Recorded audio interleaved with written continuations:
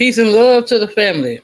This is your girl, Olympus Queen Goddess, the Georgia Peach, the gorgeous goat. I hope all is well with you all this evening. As for me, I'm doing wonderful, my loves. Just coming at you for a little bit. I just can't. I just say I'm going, but I did slow up today. I hadn't been going as hard today as I've been going, for the past week because I got to give me some rest. I got to go to the doctor in the morning. You know, as you know, like I say, I always got whenever I'm the guided somewhere, I'm divinely guided, my loves. I listen to the voices. People think you're crazy, but I listen to the Most High and my ancestors and angels. So, which is my intuition. Okay, loves? That's what it is, your intuition, babies. This is why I decided I'd just go ahead and broadcast this. I just downloaded this audiobook. This is Intuition and the Mystical Life. Intuition and the Mystical Life by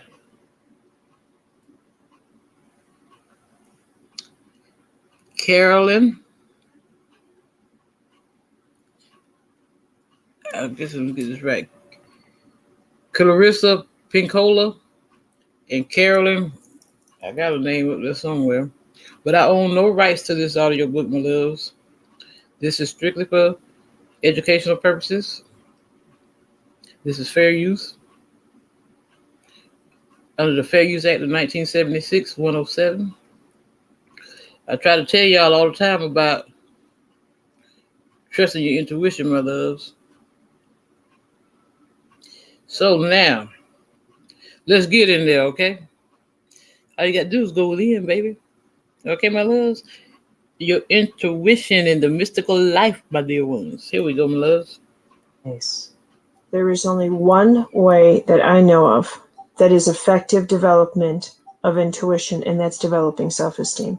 That's right. If you lack the strength, the ability, the skill, the regard for yourself to trust your own voice, you cannot make that journey of listening to a voice that will ask you to do that which makes no sense to those around you. Mm-hmm. And Dr. Clarissa Pinkola SDs. The moment that you choose for consciousness rather than for the tired out collective idea of how you ought to live, that's the transformative moment. In a Sounds True exclusive, Woman to Woman, Intuition and the Mystical Life. We begin with a discussion of intuition and instinct and the power of choice.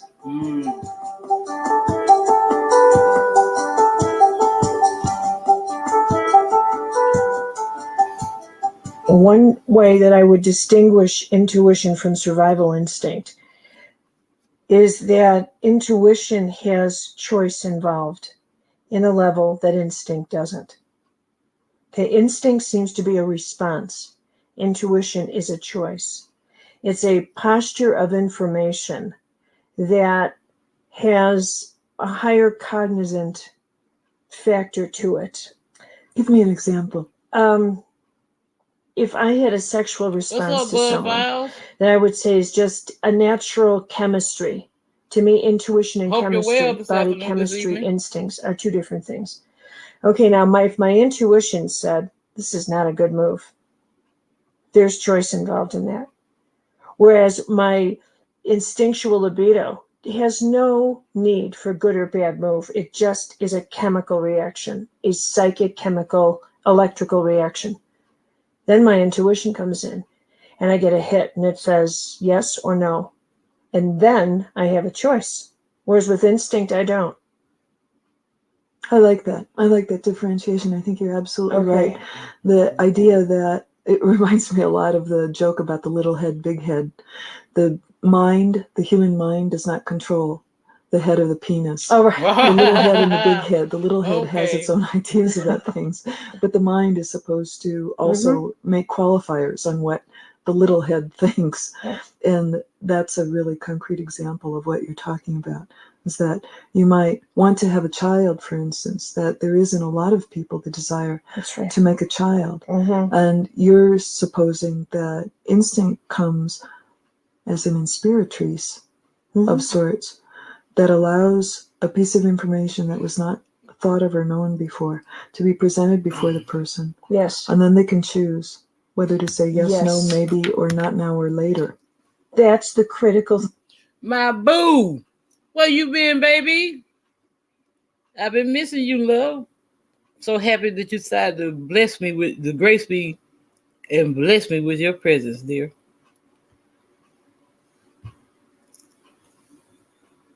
Is choice, which is where consciousness comes in. I think that survival instinct has nothing to do with your consciousness. It is engaged like an animal resource. When a soldier just suddenly knows to run behind this tree, all of this is unrehearsed for a soldier. You can tell someone at Camp Pendleton to run behind a tree or do this or do that, but when it comes to actually surviving in the field, they don't refer to their operational manual from 7 months ago when the sergeant was yelling at them.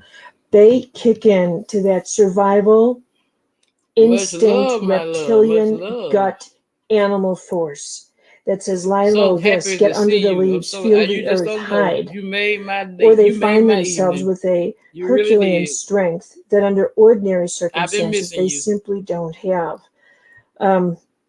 Whereas that finer energy, where you don't need a trauma to engage it, it's engaged consciously. It's a process of thought where you bypass the language of the five senses and you get into a much more refined perceptual. You move from thinking to perception.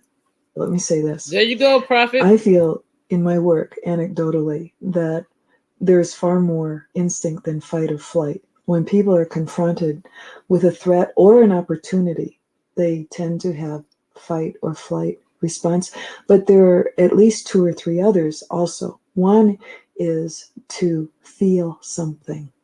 Instead of fleeing or instead of fighting, to feel something, to determine what this thing is made of.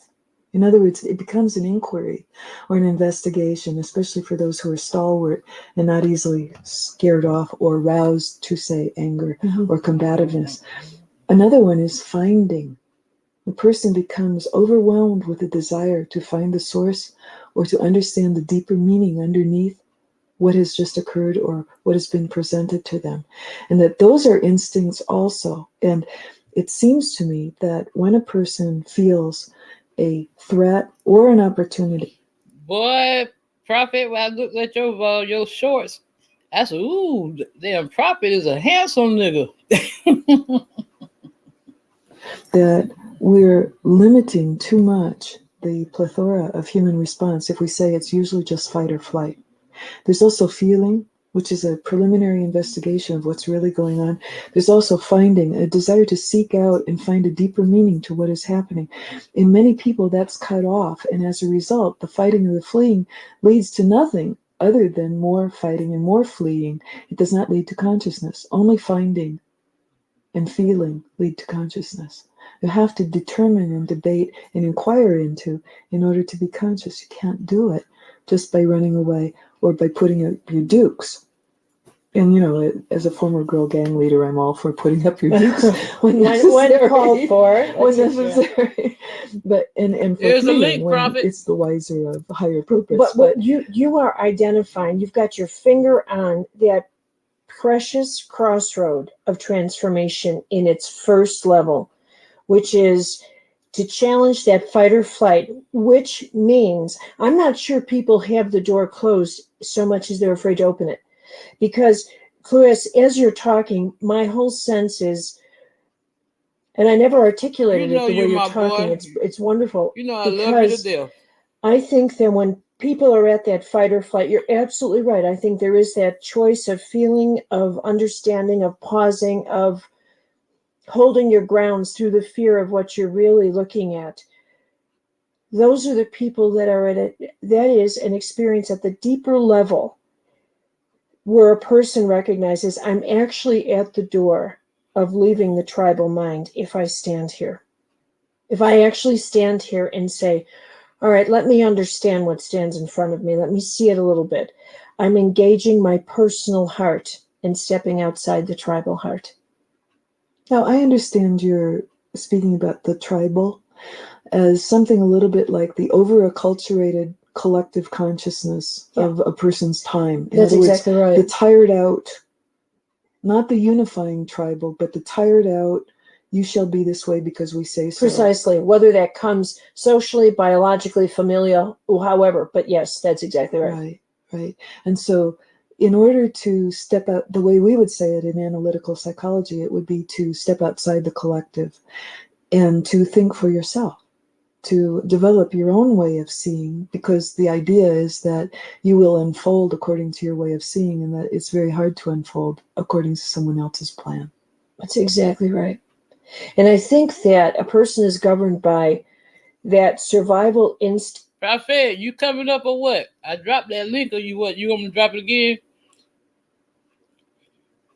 You know you my nigga if you don't get no bigger. If you get any bigger, you'll be my great big nigga. Because at the root of survival instinct is to return to your tribe for protection, to return to the collective. If you decide in that moment to look at what is frightening, what is scaring you, and think, what have they been telling me to be so afraid of? What's there to be afraid of? I don't understand. Why should I be afraid of you when I don't know you? Why should I be afraid of this when I don't know it? The moment you step outside is the moment you never go home again. And I think that is the critical turning point that engages higher intuition. Okay, the moment that you choose for consciousness rather than for the tired out collective idea of how you ought to live, that's the transformative moment, as they call it, where you have a chance then to lead a life that's yours and yours alone. And that the idea of women and their intuitive skills, so you see you rocking with me. I missed you. How many women have come to that crossroad and chosen what my grandmother used to tell this story. Aren't you a sweetheart? A mouse. Oh, thank you. Does not know that it's been caged for quite some time. It doesn't know it's been trapped. You hang the little cheese on the little hook inside the cage, and it walks in. The door snaps shut. It goes, I wonder what that noise was. But it doesn't realize, because there's this nice, beautiful piece of cheese hanging from the hook. And so they nibble the cheese, and maybe they take a few rest breaks and have a little glass of wine with it, and so on and so forth. Then they're enjoying themselves. Yum, yum, this cheese is really good. And then when the cheese is gone, well, I thought you were making me a bone. Where my bone at? Be on my way now, and I'll go out and I'll find some place else to be and do and find some other food. Okay. And they can't get out. The door's closed. They're trapped. They're trapped by this lure of something that was temporary pleasure, that in a way maybe even put them to sleep a little. You know, if you eat too much, you kind of drowse a little bit afterward. And she said that's how it is to trap people away from their true souls, is that you offer them something pretty or something nourishing or something delightful, and you get them to enter the cage, and its door snaps shut immediately. And they have no idea what's happened for a long period of time. And I think that women at the... How you like my thumbnails? I got made some new thumbnails. How you like them? You like them? Smoke. Fire, huh?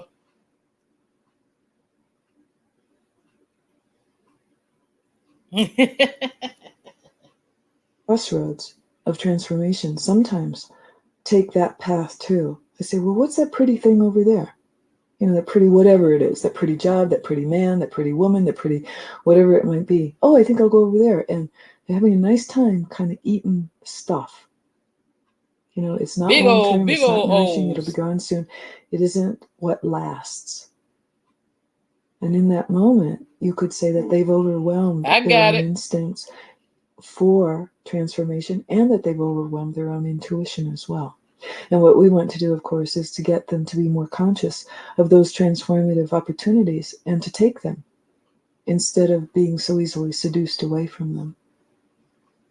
I love that story for a number of reasons, one of which is that the mouse with the full belly is convinced all the children.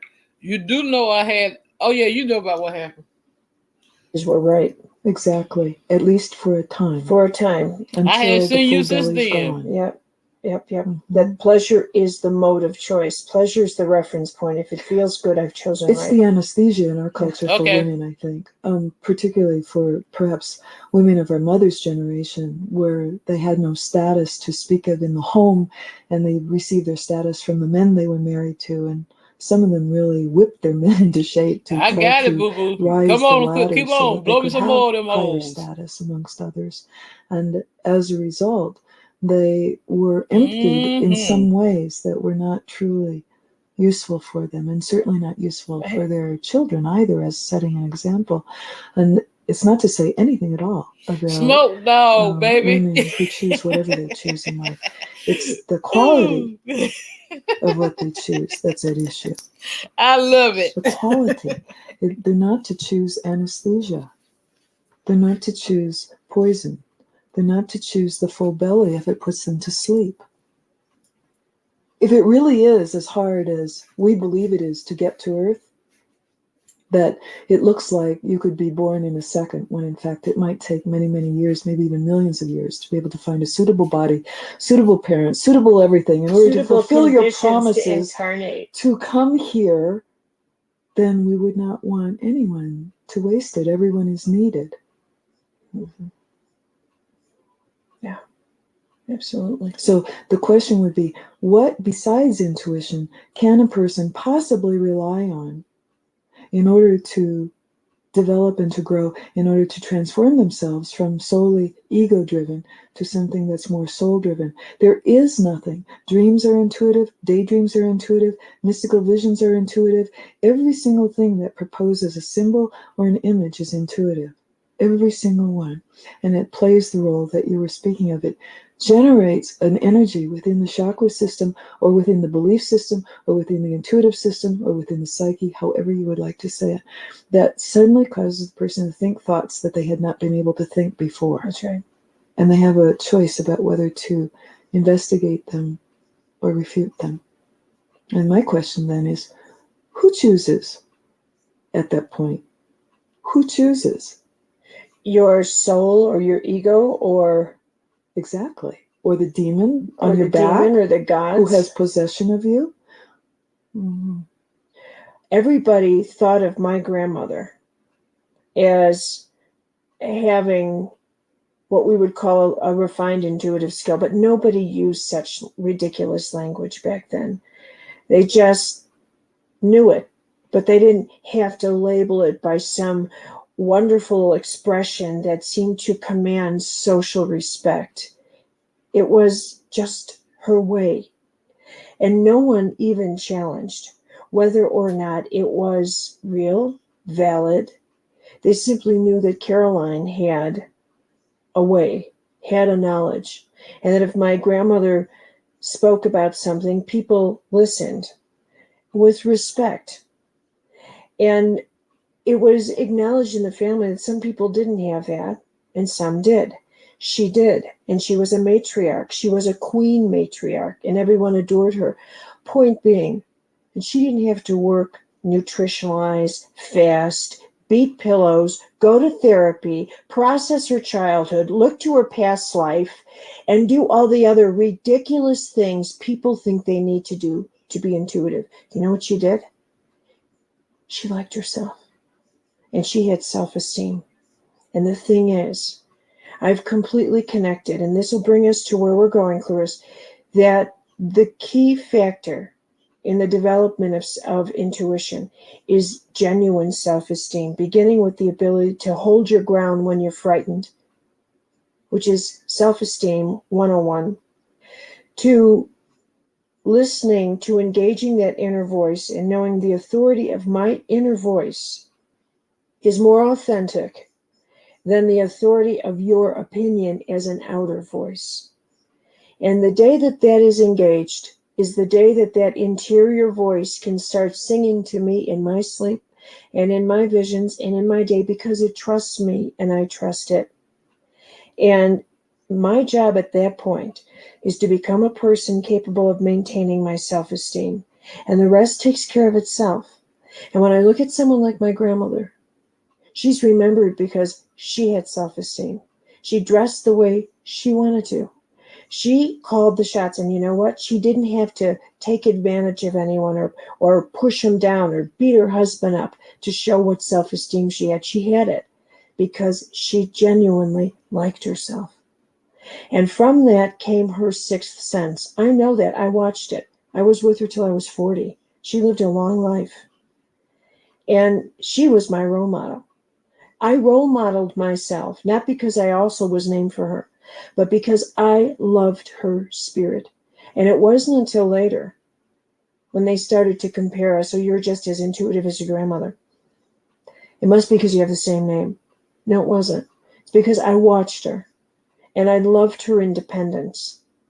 And that sense of self-esteem goes to now what we're talking about, which is how do we encourage women to focus on the right choice. If you want to be a strongly intuitive being, you don't choose intuition. You choose the elements that build you inside. Exactly right. To allow an intuitive voice to come forward. Exactly right. It's not a 1, 2, 3 step, do this and then do this and then practice that and then you'll be it. No, you're absolutely right. I have to say, I have so many thoughts that race through my mind while you were talking about all those wonderful parts of your life. There, I was thinking about in our family. You know, what she is saying is totally true. Once I started standing my ground and not, being confident in what I spoke when I spoke my truth, create those boundaries and started protecting myself from energy vampires, my intuition heightened as well. How things came in my adoptive family was that half the family was from Europe, came after the war as refugees, and the other half had been here for about 10 years. And there was a split in the family, and it was what they used to call Erdogan, which meant there's part of the family that's of the woods, and then there's a part that's American. And the American part didn't want anything to do with the Erdogan part because that was considered old-fashioned and foolish.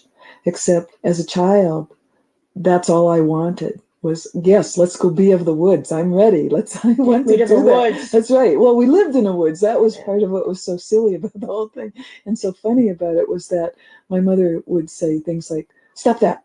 We don't live in the woods. And well, of course we did. We lived right in the middle of a beautiful forest.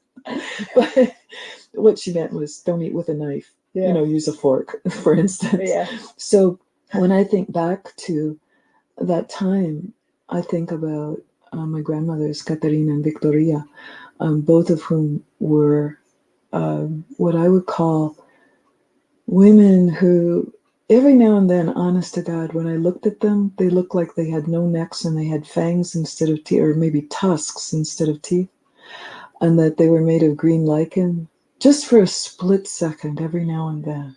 They'd be rolling out the dough, or they'd be making the wine, or slaughtering the chicken, or whatever it was. They were deeply spiritual women. And when I think about how it is when I look between the worlds and how I see you look between the worlds, it honestly looks to me that there's something that a woman does to have intuition that in classical psychology was pathologized. And it is to divide herself into more than one part. It is to stand outside of herself. And in old psychology, sometimes if a woman were to do such a thing, be more than just herself alone, or divide herself into one part that watches the other part of herself, for instance, or even more than that, it would be called various things: dissociative personality disorder, schizophrenia, schizoid personality. The most recent one is multiple personality disorder, and so on and so forth. However, my personal experience in looking into the worlds is that there is a part that is watching, and there is another part that is watching the one who watches. And that what I'm receiving is interpreted through the one who watches the one who's watching, rather than just my ego self or even my soul self alone looking or seeing.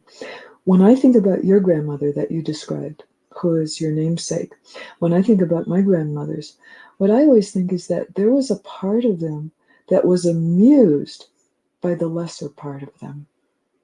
There was a larger part of themselves that was literally amused at some of the shenanigans the lesser or the little self of themselves would get themselves into. That there was a constant, wiser self that was present. And when I hear the word self-esteem, that's what I think of, is an overriding larger self that sometimes mediates what the smaller self is doing, but often almost like a bemused parent with a little monkey child is smiling and going, oh, there she goes again, doing that strange thing, or oh dear, that's not the right way to go. That process, that wiser self, strikes me as the intuitive function, but it's larger than the intuitive function. The intuitive function is only one thing it carries. And the larger function, would you describe it as its mystical life, its impotentia? Yes, absolutely. I would call it that name. In other words, if it had a crown, that would be written on its crown, impotentia. It would be what is possible, what is present, both at the same time. Mm-hmm. Has an overview that's so vast that past, present, and future, as Jung said about dreams, does not exist in dreams. That time-space continuum does not exist in the dream life, doesn't exist in what he called the psychoid unconscious, which is the place where biology and psychology might meet one another and influence each other. It's a state that most people cannot arrive at in their waking hours. They have to sleep in order to go to that place. But we seem to have found through certain forms of trance, certain forms of meditation, that people can seem to enter into a space where biology and psychology influence one another, as in healing, for instance, of physical illness, as we do in curanderismo, as we do in laying on of hands, as we do in any of the kind of medical intuitive work that you do. So this idea of self-esteem being something that accompanies you everywhere, that's wiser than you are, that's absolutely you, but is somehow larger than you at the same time, and that doesn't have the emotional range, the small emotional range that the ego has. It has a much larger one. It's extremely permissive and open-minded. It's extremely nurturant and protective to a point. It will let the littler self learn its lessons. You know, it's interesting. I mean, you're making my mind think. And I wonder, maybe self-esteem has its layers, obviously. You have that body self-esteem, but you may not have intellectual. And then you develop an intellectual, I think the hardest, the most challenging, at the first level of major challenge is emotional self-esteem, where you can protect yourself and provide for yourself emotionally. But the next level could well be, and this is something I've never thought about, which is spiritual self-esteem or intuitive self-esteem. And I've never merged those words before. And maybe that's a way to describe that higher self as spiritual self-esteem is that impotentia that says your spirit has no boundaries lest you put them on. That's exactly it. That's exactly it. That's what your grandmother had. When you were describing her, that's what I felt and saw. A woman who is contained in and of herself in a huge vessel that is conscious, cognizant, sentient, but is made of huge spirit. It's not her physical self, per se. It's something that, we would call... from our backgrounds, we would call like the angel that came with her, what we call the genius. Mm-hmm. In philosophical psychology. The genius is the angel talent that accompanied you to earth. And it knows more than you do. Mm-hmm. And your work in life, in a way, is to listen and learn from it, from your own genius, and to go forward and unfold as a result of that.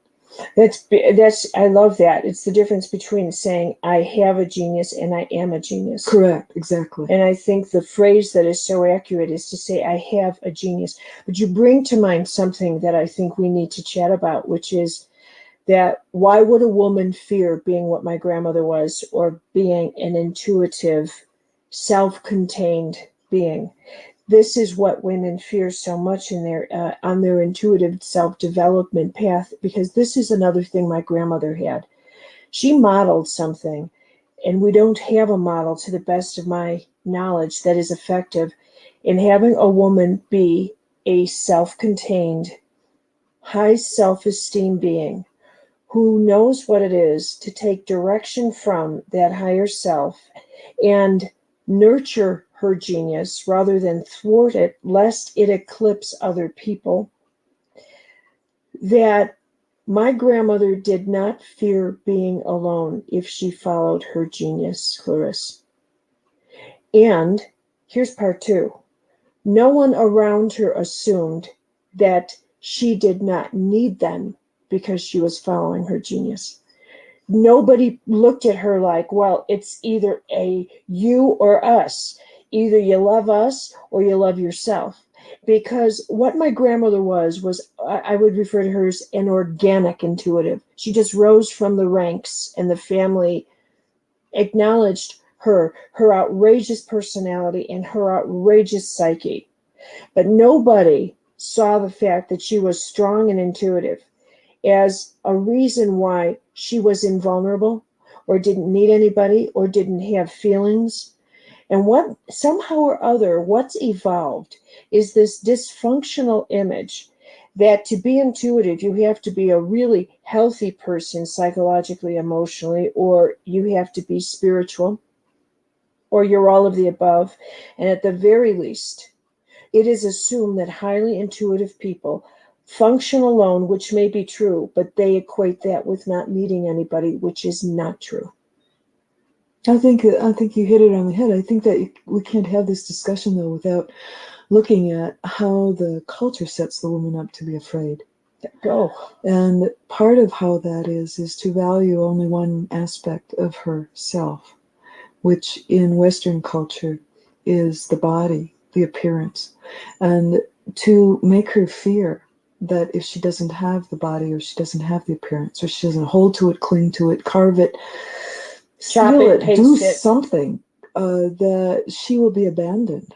And I think that that's so primary in the little children that I see when I teach at school, so primary in high schools. I mean, it is a given in high school already with girls who are 14 years old, that being afraid to be different in any way whatsoever is already inculcated by the time a woman is very young. So in some way, we would have to say, how could we make it so that women have escape hatches, so that they have ways, times, and areas of their life where they can not only go away from the images or grids that are imposed on them, but they can actually educate and teach others. Because unless women teach others, and I know women get really tired of being the ones who are always teaching, always telling, always trying to raise consciousness. I've heard it a million times over the years. You know what? Get over it. It's your job. It's part of why you're on earth, is to teach. That's the way women, most women, seem to be. They tend to raise the bar a bit when they come into a group. They just do. They're called the civilizing function. Certainly not every woman is, but many, many women are. So it seems to me that if a woman is afraid of her power in any area, her talent, her intuition, her knowledge, her absolute concrete skills, that we have to look at the place where she feels abandoned or fears abandonment.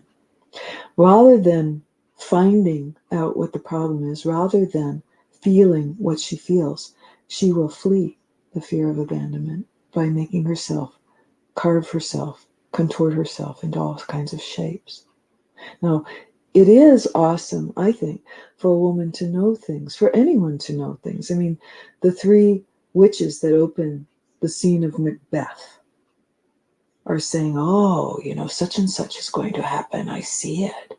Or the three Norns or the Grey who share one eyeball between the three old women and pass it around so that each one can see what she sees. It's an awesome idea that people can intuitively see what might be coming, given the circumstances of the moment that, as you know, can change in the very next second. Outcome can always change, no matter what you see right this second in the future. It's an awesome idea. And it's become perverted and corrupted in many ways, so that people want to know, well, is my boyfriend going to stay with me? Or am I going to get the blue car or the red car? Or am I going to get this job? And I don't know that the pristine quality of intuition is meant to be aimed in those directions. No. One of the things that is interesting to me is that in our tradition, the saints would sometimes be at the bedside of a person who was ill. They would diagnose them in a way that no one else could. They would see something inside that soul that was hidden to all others. They would apply prayer or hands or whatever it might be to that person, and that person would be made better. That kind of intuition is a profound kind of intuitive skill that were an ordinary person to carry it, they would have to be strong enough to deal with the rejective and ridiculing and scorning qualities that some people spread over people who are gifted in that way. So some part of why some women may run away from their intuitive abilities is because they do not yet feel strong enough to stand up to those who are skilled in scorn for others. And I think that goes hand in hand with the whole idea that the more women can teach, and men too, that these skills are ordinary skills, the better. My grandmother used to say this to me. I remember when I was a little girl, she taught me to ask for signs when I prayed. And so I remember saying, please give me a sign of whether I should go north in my little journey that I was on, or whether I should go to the south to New Mexico. And that very afternoon, as I was walking along, there was a beautiful striped owl feather on the ground. And I associated that particular owl to New Mexico rather than to the Upper Peninsula of Michigan. And I felt like I had been answered, and I flew to my grandmother and I said, oh, look, I found this owl feather. It was a great big one. It was about 7 inches long. I said, oh, look, I found this, beautiful tan and white striped owl. I don't know other way to be for real. Ain't no future in front, though. That's why I say, I am the truth. I speak truth. I am the truth. Ain't no need to be owner. You know what I'm saying? And isn't this wonderful? And look, my prayer was answered. And she said, what, are you going to go around yelling to the neighborhood that your heart is beating? What, that you breathe air? This is nothing. This is nothing. This is ordinary. I'll never forget it. You're going to run around to tell the neighborhood, yelling, my heart is beating. My heart is beating. What a revelation. My heart is beating. No, it's ordinary. So in one way, the more ordinary we could teach people that this part of life is, perhaps the less afraid they would feel with it and be able to explain it not only to other adults, but even explain it in a language understandable to a 10-year-old. Well, yes, and I have to back up. I need to highlight something you said, because for those who are listening, they need to realize how significant, and that's the courage to face those who would scorn. All right. I think there are a number of reasons women sabotage their awakenings, their intuitive awakenings. And I want your response on this, and I need to say this clearly, okay? I have been with women, I won't even bother to size up the number, but let me say after 15 years, thousands. And the way they discuss their intuition or the way they present themselves to me is this way. They will say, I'm intuitive, but people think I'm crazy, or friends around me, or nurses. I'm very intuitive, but I can't talk about it at work. People in business, I wouldn't even, but I'm very intuitive. They always do this number of wanting to make sure I know they're intuitive, so they get a pat on the head. But you know what? That's so true. Because I think I said once before, Prophet, if you remember, I said everybody who they say are schizophrenic and all those they want to put in the mental hospital saying they're crazy, them people ain't crazy. Them people got plenty of damn sense. They're just trying to say they crazy. Them people ain't crazy. Them people are on another level, baby. That's all that is. And they want to pump them full of that damn medicine. That's why them people don't want to take that shit. Because they blocking out their intuition and stuff.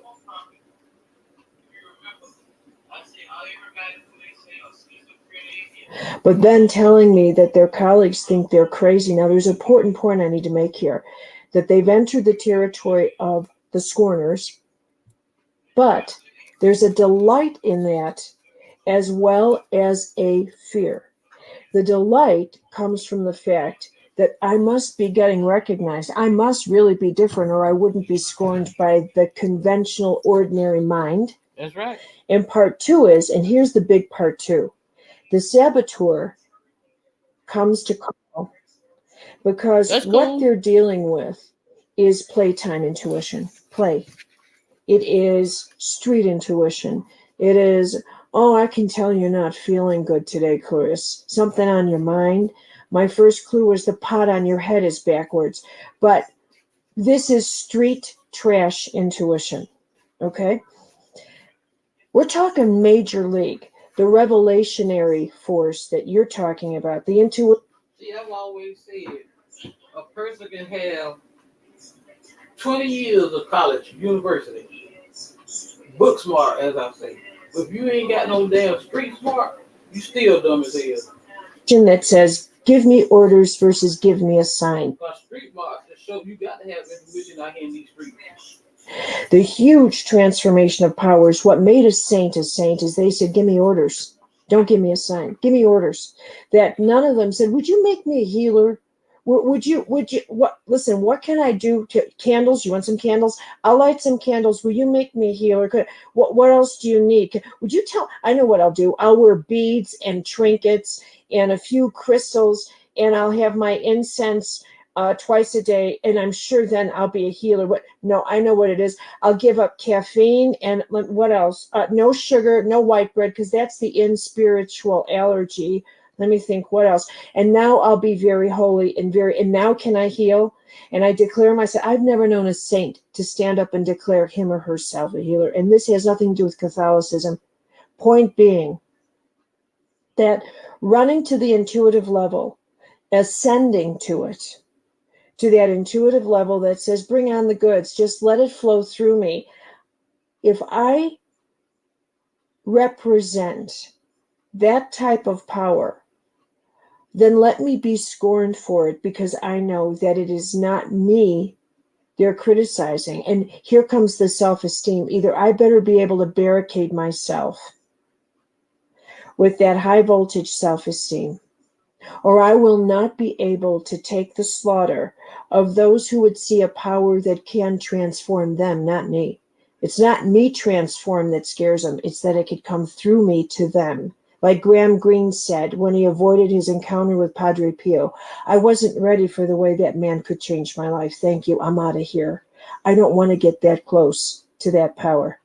Well, Padre Pio is a holy man who was declared a saint, who had the stigmata. He bled from the palms of his hands and from his feet and from the wound in the side that mimicked Christ's wounds on the cross. And he was a very holy man who lived, actually, when we were little kids. I think he was still alive. I think he died in 68. Yeah. Mm-hmm. That would be right on the mark. I think that people who fast or light incense twice a day can use ritual and practices to deepen their holy qualities. But where they light up on the board with what they're doing is most important. I tend to follow Augustine and Aquinas and Catherine of Siena and Teresa of Avila, the original wild woman saint, only because their way of dealing with their huge, enormous mystical gifts was to ask them to be taken away from them. No, this is too much. I can't stand this. No, please. I don't want to see. I don't want to hear. I don't want. And I can identify with that very much. That I think what you and I understand because of our backgrounds is that at some point, prayers become invocations. And when you invoke, it's very different than pray. When you invoke and say, make me an intuitive. It's a sorcerer's apprentice material. Precisely. If anyone ever thought that I got on my knees and said, God, would you make me an intuitive? The preposterousness of that is off the charts. But here's the point. The point is that when somebody does that, and women do that, so we have to stay on course here because this is a woman's thing. I don't know many men who have prayed to be intuitives. Women do. Now, this is something that is worth discussing, because what is this that they are seeking that is causing them to move into the world of intuition and prayer and guidance? Is that they think it's a surrogate husband and protection. It's a surrogate shield of protection. If I could see where I'm going tomorrow, then I know exactly what I would choose. And then it would be just as though I had a knight in shining armor and I could see where my next castle is. And that's why they do this. Okay.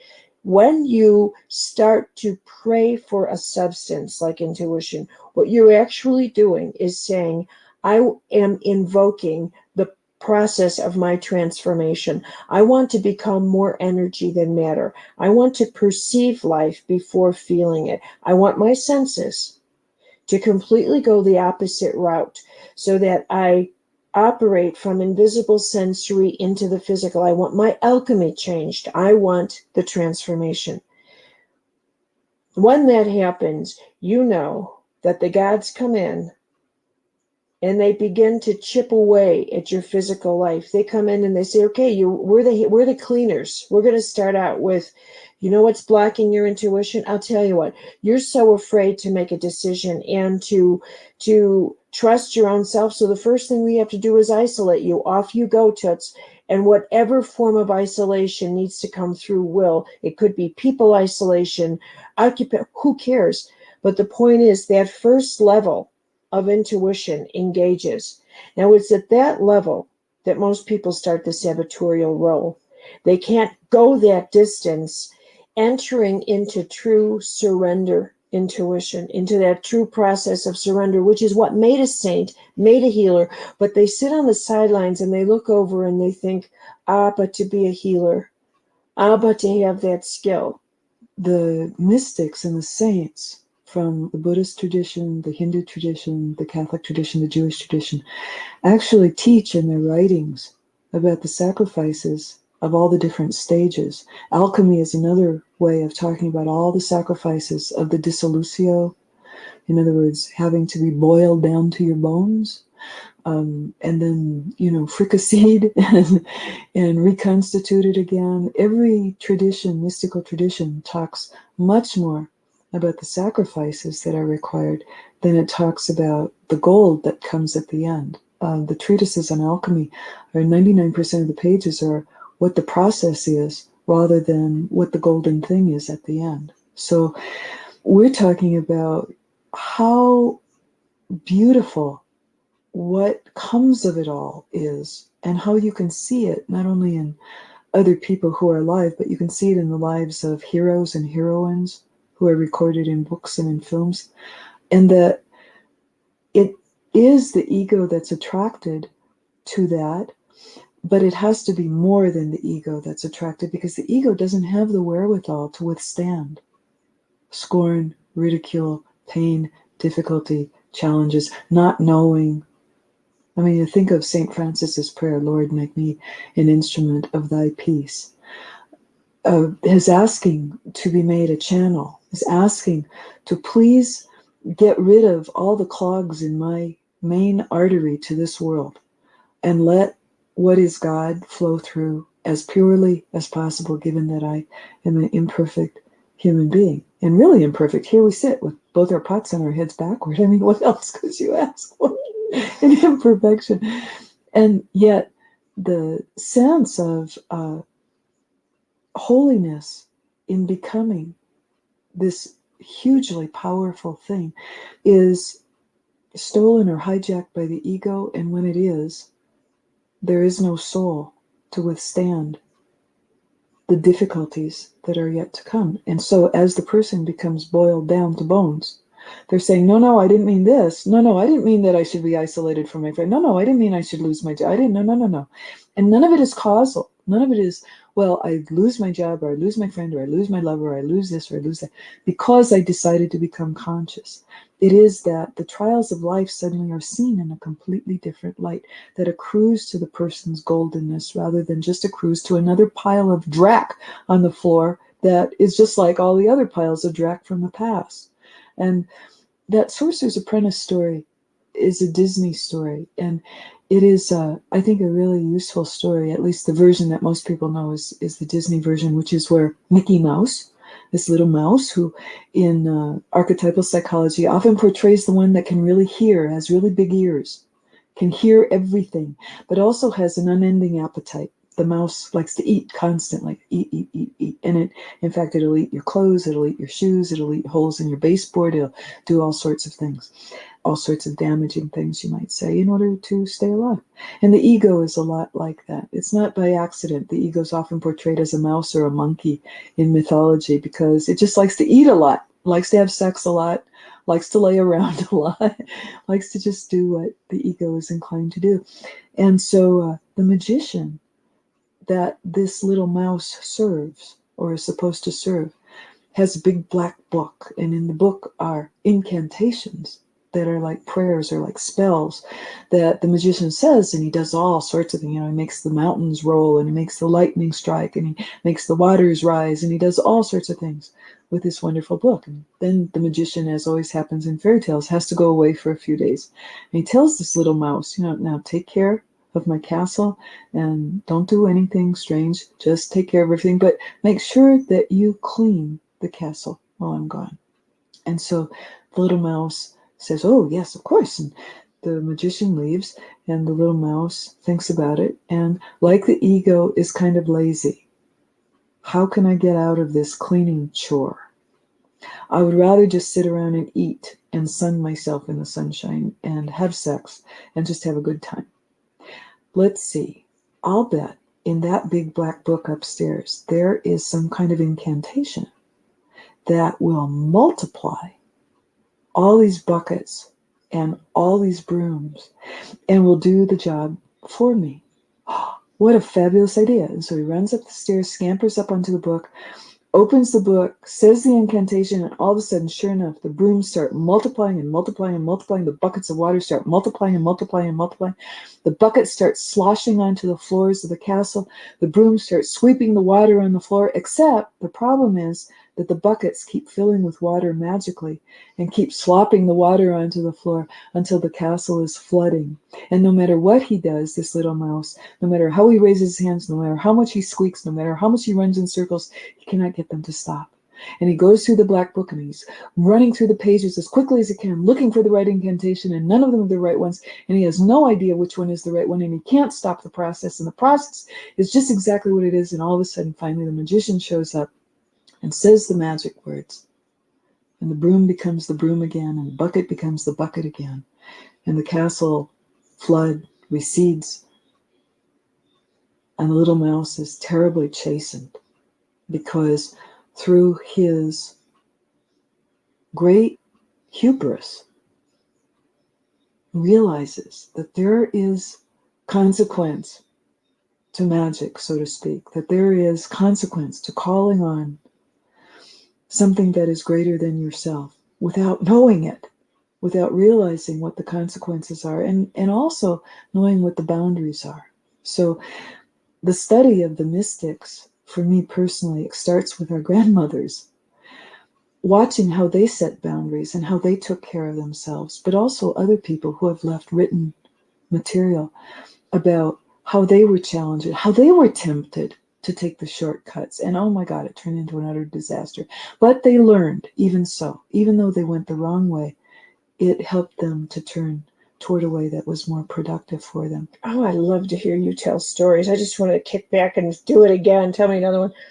I think that one point that has to be highlighted in what you're saying, Clarissa, is that another part of the phenomenon in our culture with mysticism/intuition is that the passion to have an occupation based on intuition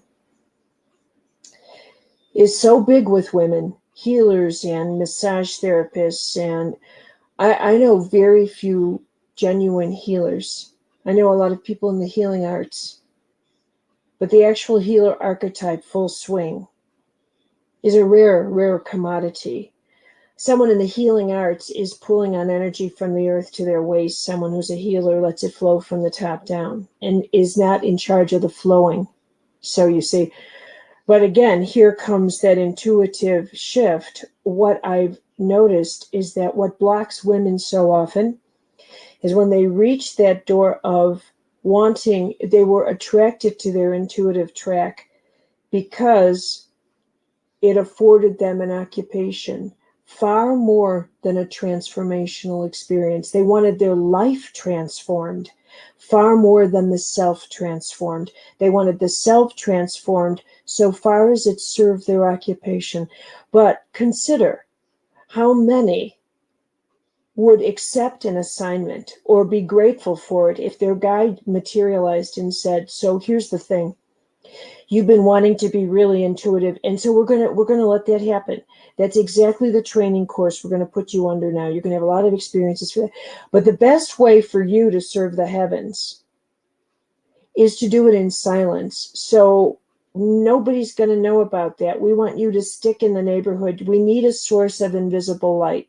We need you to light up the darkness by who you are, by the way you think. We need an implant. And so you're going to be a high voltage spiritual implant. And the thing that's so nice about it is you do whatever you want. That doesn't matter. What matters is the light that you continue to manage because of the privacy of your prayers, because of who you are, because of the way you perceive, and your perceptions are your contribution. Now, can you accept that? Do you know how many would turn that down? Oh, in public, they would say, yeah, that'd be fine. And behind the scenes, it would break their heart to not have an intuitive occupation. And it is only in our culture where those two words have been merged, and it is a crisis. I wonder how a person who's struggling on the border with an idea like that, about the difference between servancy and ego projection, you might say, is one way to put it.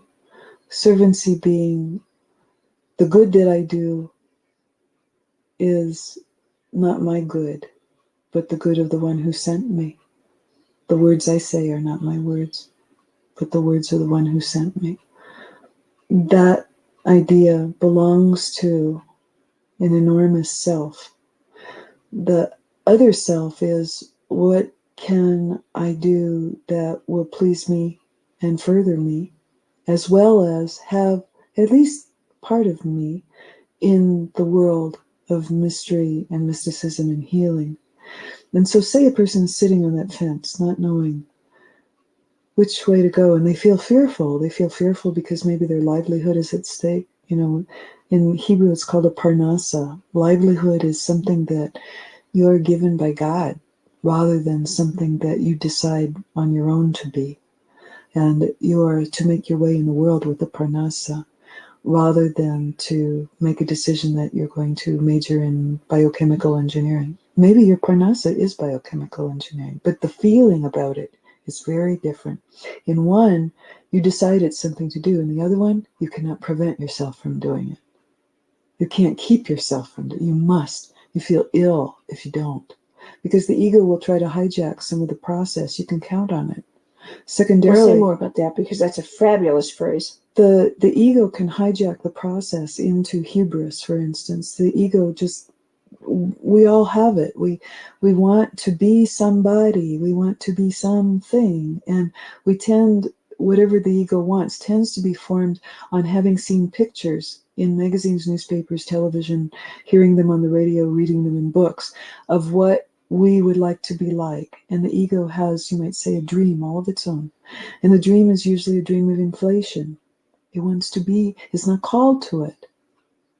It has chosen it as something, you might say, out of the void, something that would make it feel good all the time. And of course, as you know, well, if anybody knows the secret to that, please call us immediately, because we've never found that secret. Absolutely. But there is contentment, and there is happiness, and there is ecstasy on occasion. But to be happy all the time, I don't find that. But the ego would like to believe that that is so. And it's one of the greatest impediments, if you read the mystics, it's one of the greatest impediments to the development of being near God. Yes. Is to let the ego hijack the process. So hubris is when a person thinks they are of greater capacity than they actually are, or more elevated than they actually are. We think analytically that it actually is a cover for an inferiority complex, actually. One of the stories that illustrates hubris is the story of Daedalus and his son Icaros, who were in prison, and his father, Daedalus, fashioned a huge span of wings for each of them by putting feathers in a wax form. And they flew out of the prison. And his father said to Icaros, do not fly close to the sun, and neither close to the Aegean waters, lest you get your feathers wet, or fly too close to the sun, which is so hot. And Icaros was so thrilled to be free, and so thrilled that he could fly, which he had never done before in his whole life, that he not only flew close to the water and got the tips of his wings wet, but then he decided to dry them. He would fly up near the sun, and as he flew near the sun, the wax softened and the feathers fell out of his wings, and he fell and he fell and he fell down into the sea and drowned. And the word hubris is used for that story, that this soul who was so thrilled to be free for the first time, and more so to fly, to soar, to be in a state, in other words, that normally a human being does not be in, that he lost his senses, that could no longer calculate what was useful and not useful, what was safe and what was not safe, and decided, no, I'm invincible. Nothing can hurt me. And that's hubris. Whether it's someone who says, I'm going to do this very dangerous thing and don't worry, I'll get hurt. And the next day, of course, in the hospital with 2 broken legs and 3 broken arms and God knows what else, because they weren't paying attention to what their limitations were. This is where a teacher, I think, can be very helpful, and which brings us to a topic we have to talk about, which is spiritual emergency and a negative kundalini, and what some people call the blackened toe syndrome, which is where you start having physical symptoms as a result of putting too much through your circuitry, intuitively, mystically, and otherwise, before you're really prepared well. It's like lifting too much weights at the gym and ripping muscle before you've actually built that muscle strong enough to be able to lift that weight without injury. What do you know about spiritual emergencies, where people have gone too far? Well, I have seen numerous cases, I think, and I actually would. I think it's pretty good. What y'all think? Have to take it into my field. Big O, you ain't saying nothing. You could type something in the chat. A little bit and tell you there are illnesses that I think mystical depression, which you would certainly agree with, neurological disorders. Define mystical depression. To me, that is a condition in which your interior world has assumed an authority in your perceptual field that you have no mature relationship with. Okay? So you're responding to spiritual signals. You begin to lose a relationship to the world in which the world is your primary other. The primary other becomes an interior space that has no clarity to it. You are looking to find on your inside the same security anchors you had on your outside. And failing to get those, but you cannot get those. And you feel sad and disoriented. Yeah, and fear. And fearful. But specifically, you fear for your physical survival. So it strikes at the level of one of the deepest instincts. That's right. It begins to disorient the instinctual self. That's right. And you want God or the divine to come to your rescue at a physical life survival level, when in fact, that is not the invocation that will get the gods. What is the invocation for people in that condition? It's surrender. It's the point of saying, whatever it is that is on the earth, I shall be safe as you direct me. Even if that safety means I will be safe in my hunger. I will be safe in my cold. I will be safe without. So it's 5 o'clock in California, 8 o'clock here, so y'all 3 hours behind. If that is where you're leading me, but you don't have the faith, because intuition is not a matter of faith in the way our culture has defined it. We don't talk about faith and intuition, do we? We talk about feeling that we are very spiritual because we're intuitive. We have turned intuitive development into a religion, into a spiritual path, which it is not. It is a byproduct of something. Mysticism is the spiritual path.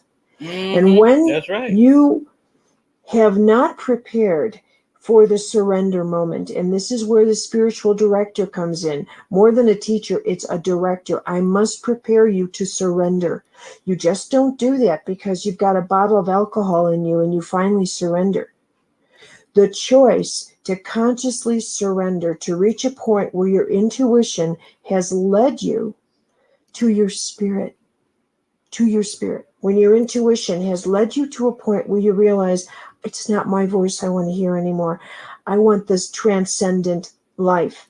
It's at that point where conscious surrender says, I now will live according to your commands that will make no sense on the physical world. And in between, my intuitive skill will serve me as my voice to discern your commands. So what I want to make sure that people know how to proceed. I mean, I think both of our works are geared toward helping people to see where they can go wrong, like what I would call box canyons or dead ends. Mm-hmm. You spend a lot of time in dead ends, it's like gets really boring because the wall is always blank and it's always there and it's always right in front of your face and, turn around and see the light. Yeah. And secondly, how they can actually develop themselves in a culture that doesn't hardly give a stitch to what they're trying to develop. That literally in business, corporate life, and so on, is dying to have people who have that kind of knowledge be a part of the citizenry, a part of the culture, but people hold themselves away from it and are afraid to say or speak or be a citizen who happens to also have a soul. And yet I feel like that's exactly what we need.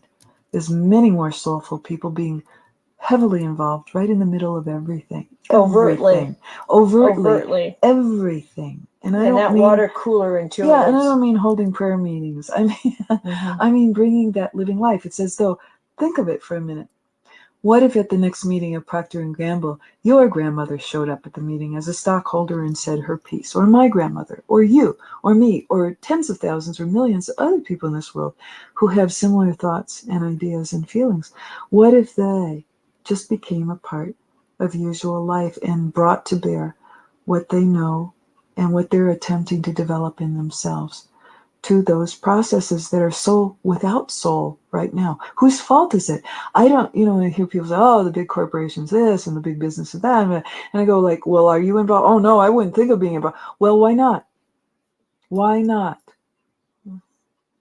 How do you think things change if you decide to bow out? If the very best of the people on this earth who have the most soulful ability, the most soulful sight, bow out, then what kind of culture is that? Clarissa, you're putting your finger on something that for me is much bigger than what you're saying, which is that, again, within our spiritual culture, intuitives feel they are the ones who develop this idea that they need to live out in the forest, out in the woods. They need to flee mainstream society because they've become so sensitive. When, if you look at the story of mystics and saints, they were sent into society.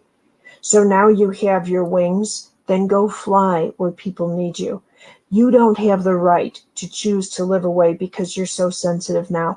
If you can't handle that sensitivity, then go back to being a carnivore and give the gift, pass it on to someone who's got what it takes to turn around and go into a corporation, walk invisibly, not announce, by the way, I'm here, I'm an intuitive, but rather live your consciousness within the atmosphere, within the environment that requires the transformation. That's the example you were using earlier of the person who was being asked to go live, as you might say, a silent partner to the spirit in their life, and to do whatever they wanted in life, but to live their perceptions out on a daily basis in that life. And I think that's truly accurate. Well, you know, one of the most, I guess I would say, for the ego, one of the most difficult assignments, of course, is an invisible one, right? But for the soul, it's one of the most powerful, because the soul recognizes that for a person who has a highly evolved soul in it, like a mystic or even a baby mystic, the mystic's apprentice, they have that skill of being able to live mystery, of being able to say a prayer on instinct. That's their instinct becomes prayer. Their instinct is no longer fight or flight, but it's prayer. That's their instinct, okay?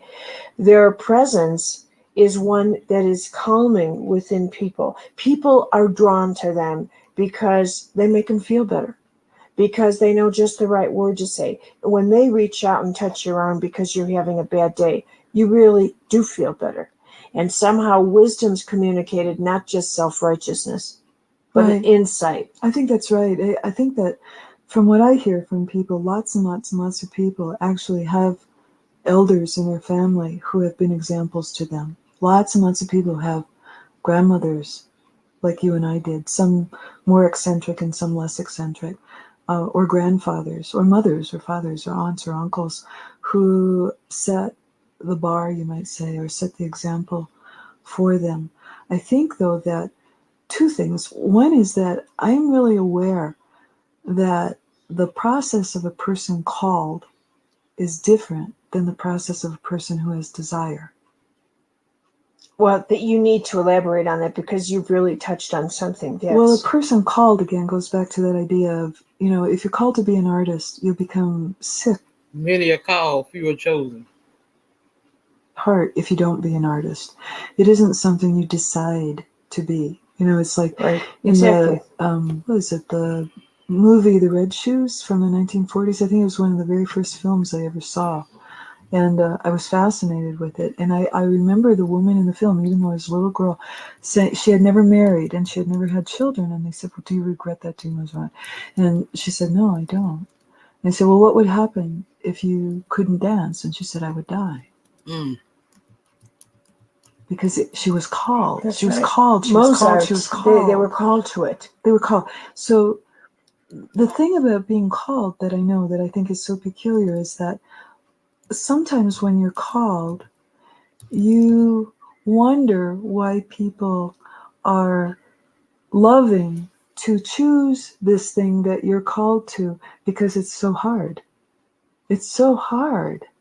It's so hard, first of all, just to figure out, especially when you're a child, what's going on, because there are physical changes that go on in your body. There are moments of what I would even call fugue states, where you're not of the moment any longer, and suddenly then you are of the moment, and you have to ask yourself, what just happened there?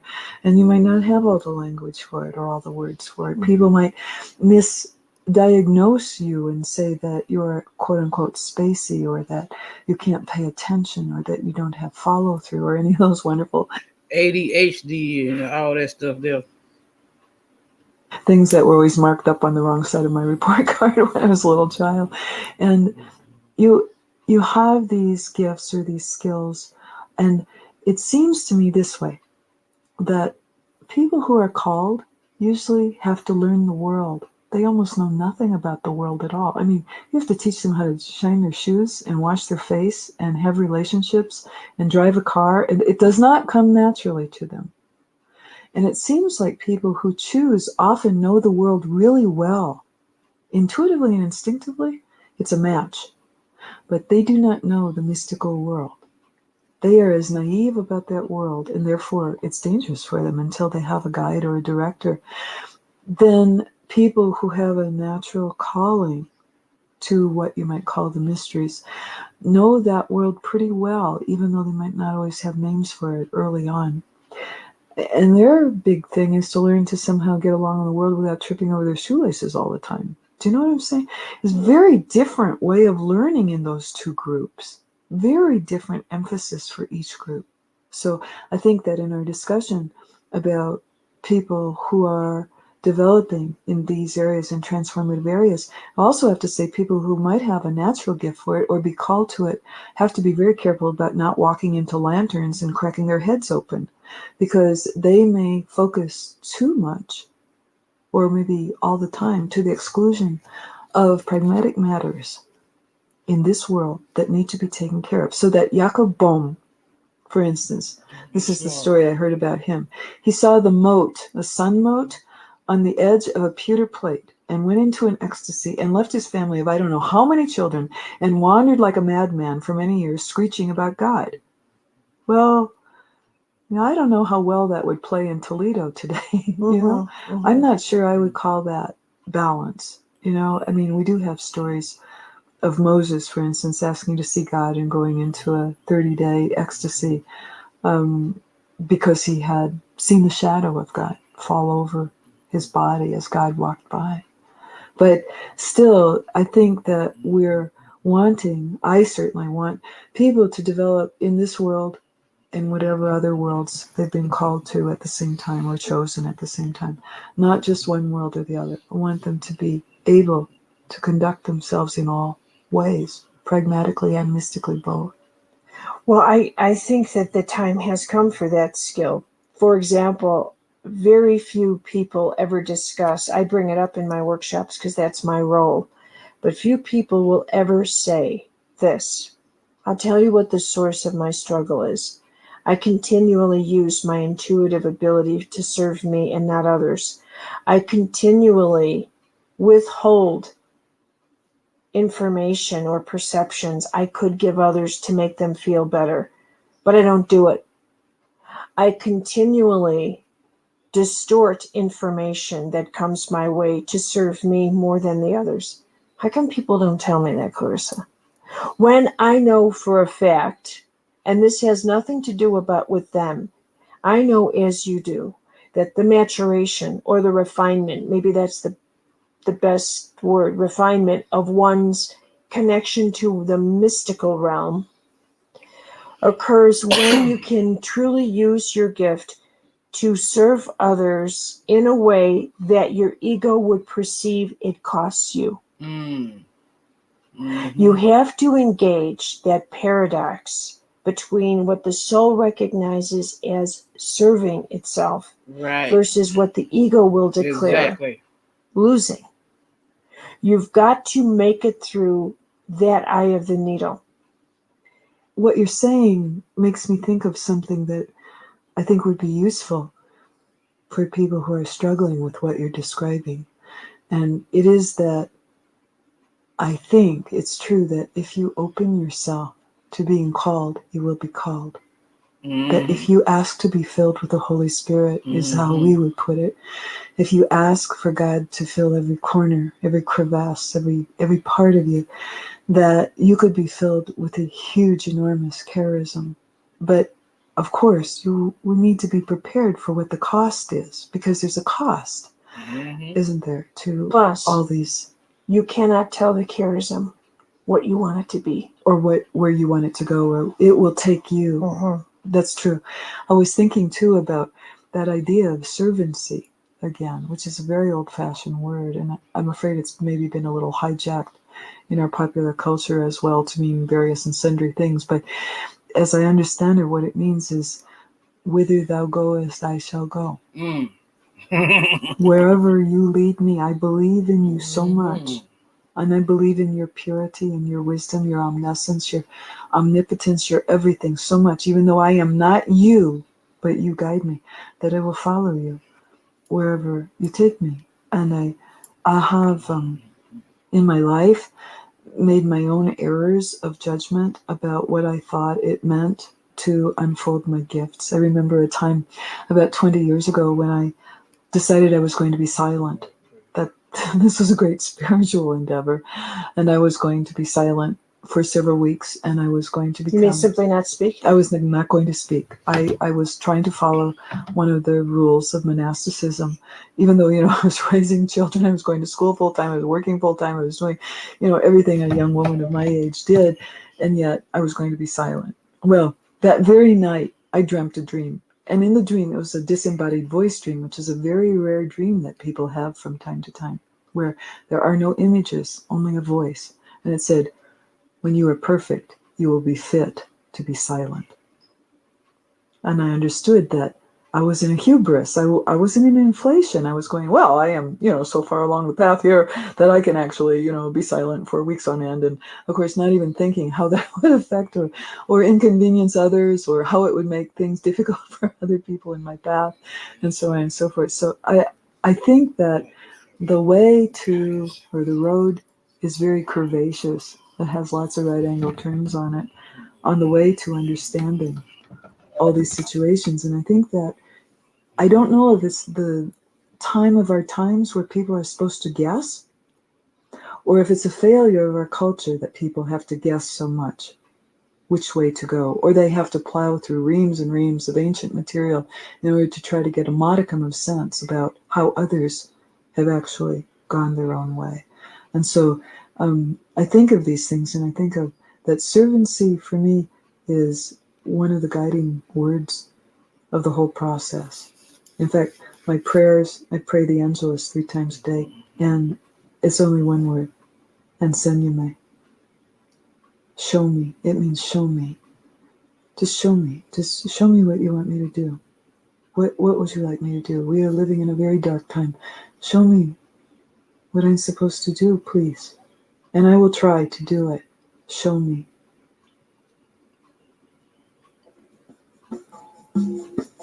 Okay. This concludes session 1 of Intuition and the Mystical Life with Carolyn Myss and Dr. Clarissa. Okay, the second half is another hour and 11. You want to play it? No? You done with it?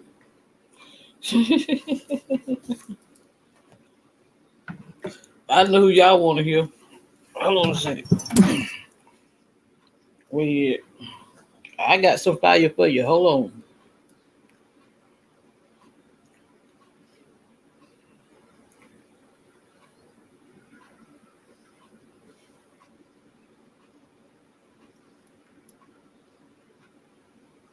Willkommen bei Audible.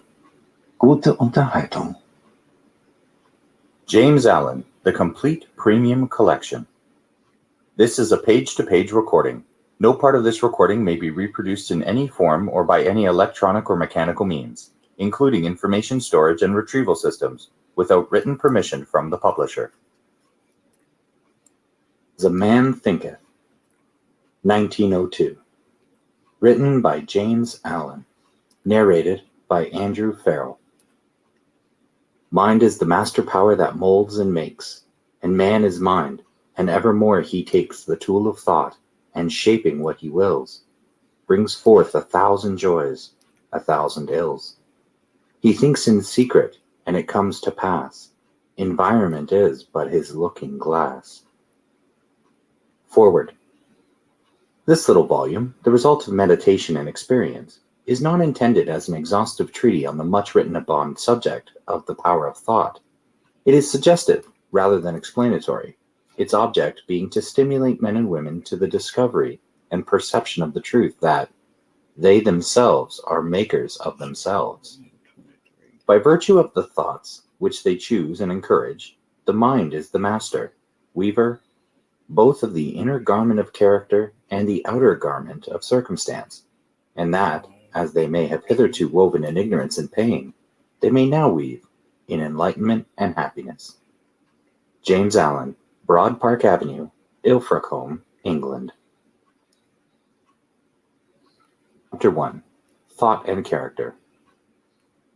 The aphorism, "As a man thinketh in his heart, so is he," not only embraces the whole of a man's being, but is so comprehensive as to reach out to every condition and circumstance of his life. A man is literally what he thinks, his character being the complete sum of all his thoughts.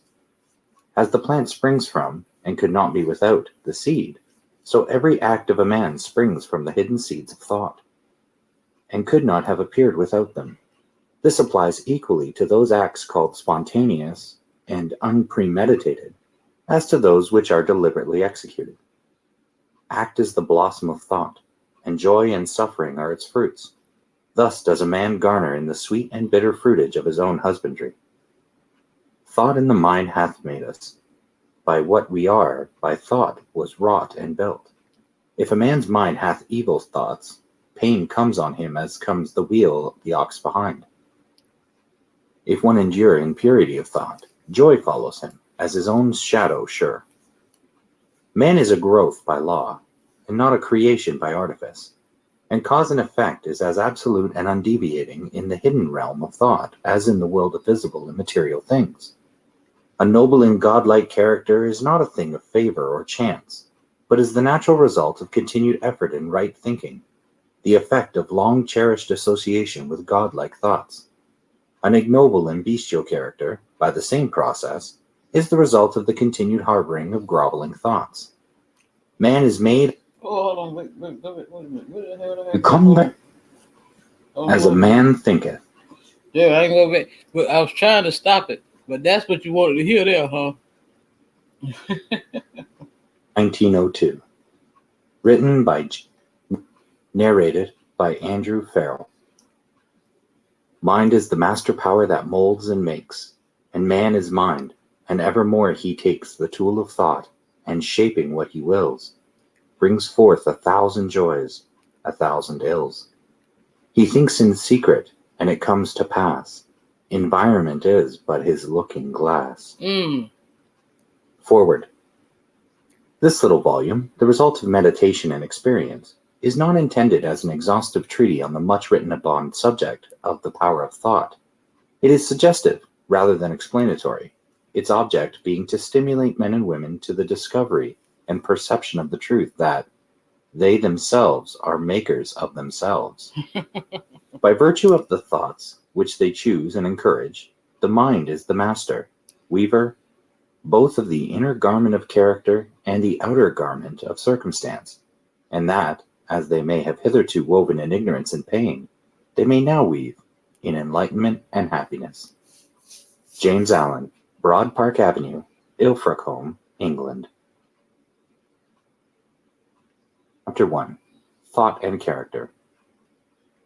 The aphorism, "As a man thinketh in his heart, so is he," not only embraces the whole of a man's being, but is so comprehensive as to reach out to every condition and circumstance of his life.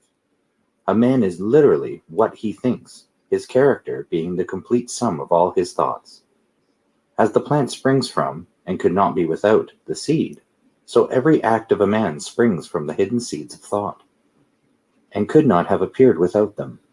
This applies equally to those acts called spontaneous and unpremeditated, as to those which are deliberately executed. Act is the blossom of thought, and joy and suffering are its fruits. Thus does a man garner in the sweet and bitter fruitage of his own husbandry. Thought in the mind hath made us. By what we are, by thought was wrought and built. If a man's mind hath evil thoughts, pain comes on him as comes the wheel the ox behind. If one endure in purity of thought, joy follows him, as his own shadow sure. Man is a growth by law, and not a creation by artifice, and cause and effect is as absolute and undeviating in the hidden realm of thought as in the world of visible and material things. A noble and godlike character is not a thing of favor or chance, but is the natural result of continued effort in right thinking, the effect of long-cherished association with godlike thoughts. An ignoble and bestial character, by the same process, is the result of the continued harboring of groveling thoughts. Man is made or unmade by himself. In the armory of thought he forges the weapons by which he destroys himself. He also fashions the tools with which he builds for himself heavenly mansions of joy and strength and peace. By the right choice and true application of thought, man ascends to the divine perfection. By the abuse and wrong application of thought, he descends below the level of the beast. Between these two extremes are all the grades of character, and man is their maker and master. Of all the beautiful truths pertaining to the soul which have been restored and brought to light in this age, none is more gladdening or fruitful of divine promise and confidence than this, that man is the master of thought, the molder of character, and the maker and shaper of condition, environment, and destiny. As being a power, intelligence, and love, and the lord of his own thoughts, man holds the key to every situation, and contains within himself that transforming and regenerative agency by which he may make himself what he wills. Man is always the master, even in his weaker and most abandoned state. But in his weakness and degradation, he is the foolish master who misgoverns his household. When he begins to reflect upon his condition and to search diligently for the law upon which his being is established, he then becomes the wise master, directing his energies with intelligence and fashioning his thoughts to fruitful issues. Such is the conscious master, and man can only thus become by discovering within himself the laws of thought, which discovery is totally a matter of application, self-analysis, and experience. Only by much searching and mining are gold and diamonds obtained, and man can find every truth connected with his being, if he will dig deep into the mine of his soul, and that he is the maker of his character, the molder of his life, and the builder of his destiny. He may unerringly prove, if he will watch, control, and alter his thoughts, tracing their effects upon himself, upon others, and upon his life and circumstances, linking cause and effect by patient practice and investigation, and utilizing his every experience, even to the most trivial everyday occurrence, as a means of obtaining that knowledge of himself, which is understanding, wisdom, power. In this direction, as in no other, is the law absolute that he that seeketh findeth, and to him that knocketh it shall be opened. That's right. For only by patience, practice, and ceaseless importunity can a man enter the door of the temple of knowledge. Chapter 2. Effective thought on circumstances. Man's mind may be likened to a garden, which may be intelligently cultivated or allowed to run wild, but whether cultivated or neglected, it must and will bring forth. If no useful seeds are put into it, then an abundance of useless weed seeds will fall therein, and will continue to produce their kind. Just as a gardener cultivates his plot, keeping it free from weeds, and growing the flowers and fruit which he requires, so may a man tend the garden of his mind, weeding out all of the wrong, useless, and impure thoughts, and cultivating towards perfection the flowers and fruits of right, useful, and pure thoughts. By pursuing this process, a man sooner or later discovers that he is the master gardener of his soul, the director of his life. He also reveals within himself the laws of thought, and understands, with ever-increasing accuracy, how the thought forces and mind elements operate in the shaping of his character, circumstances, and destiny. Thought and character are one, and as character can only manifest and discover itself through environment and circumstance, the outer conditions of a person's life will always be found to be harmoniously related to his inner state. This does not mean that a man's circumstances at any given time are an indication of his entire character, but that those circumstances are so intimately connected with some vital thought element within himself that, for the time being, they are indispensable to his development. Every man is where he is by the law of his being. The thoughts which he has built into his character have brought him there. And in the arrangement of his life, there is no element of chance, but all is the result of a law which cannot err. This is just as true of those who feel out of harmony with their surroundings as of those who are contented with them. As a progressive and evolving being, man is where he is that he may learn, that he may grow. And as he learns the spiritual lesson which any circumstance contains for him, it passes away and gives place to other circumstances. I'll be back tomorrow, y'all. I got to go take care of some business. But what I would do is tomorrow I'm just gonna do a podcast with on James Allen. How about that? Love you all. As always, y'all have a blessed night. Go within so you never go without, my loves. Oh yeah, before I forget, if you like this content, please give your girl a big thumbs up. Consider subscribing to my channel. Share. I say.